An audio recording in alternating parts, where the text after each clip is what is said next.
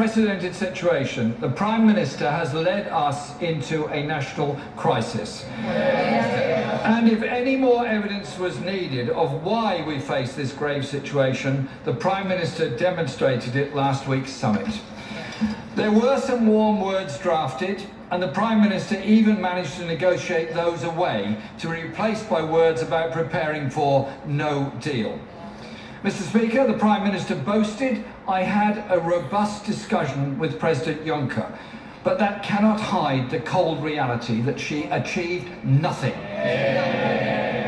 Standing at the dispatch box last week, the Prime Minister said, "I have made some progress." Mr. Speaker, she has not made any progress at all.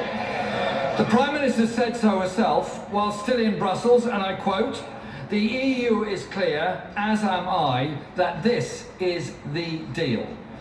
The European Commission has been categorical. It will not be renegotiated. The EU Council has given the clarification that were possible at this stage, so no further meetings with the UK are foreseen.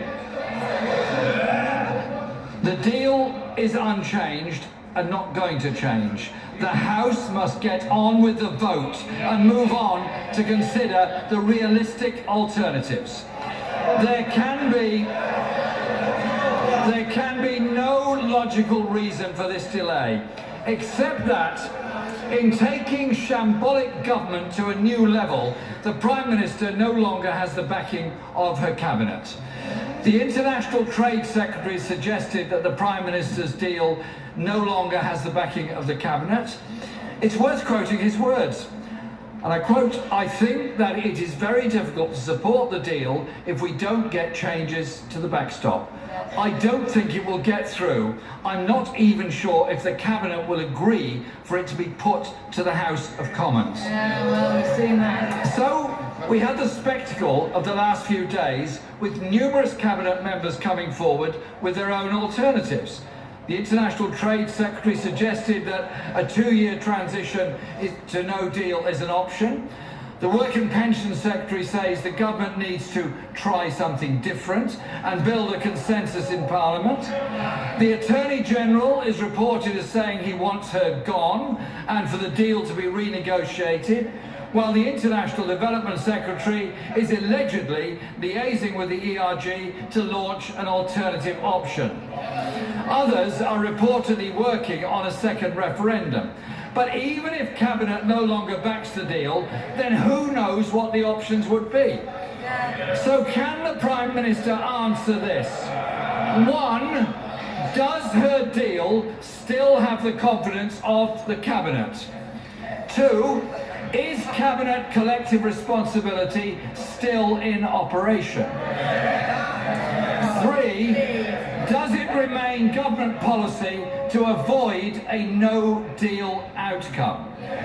Mr. Speaker, an unacceptable deal is on the table.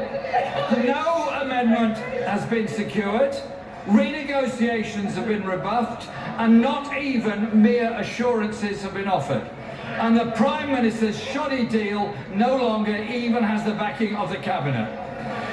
The Prime Minister ran away from putting her deal before Parliament because even her own Cabinet has doubts, and she herself admits Parliament won't back it.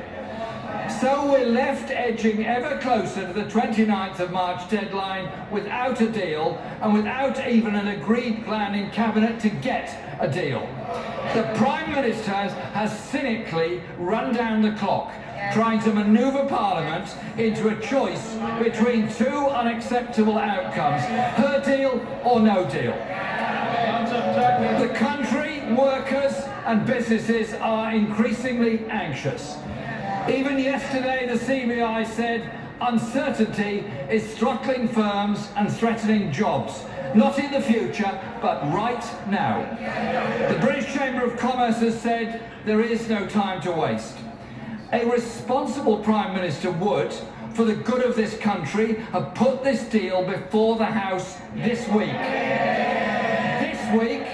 So we could move on from this government's disastrous negotiations. This, Mr. Speaker, is a constitutional crisis, and the Prime Minister is the architect of it. She's leading the most shambolic and chaotic government in modern British history.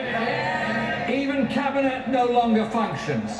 A Prime Minister whose authority has been lost. A cabinet disintegrating into cliques and factions, and a Conservative Party so fundamentally split that its very existence is being discussed. It is clear, Mr. Speaker, the Prime Minister has failed to renegotiate her deal, failed to get any meaningful reassurances. There is no excuse for any more dither or delay. This government, Mr. Speaker, has already become the first government in British history to be held in contempt by Parliament. The debate on the meaningful vote was pulled at the last minute, and the Prime Minister has now wasted 5 weeks having achieved nothing. Not a single word renegotiated, not a single reassurance gained. This last week has embodied the failure, chaos and indecision at the heart of this government's shambolic handling of Brexit.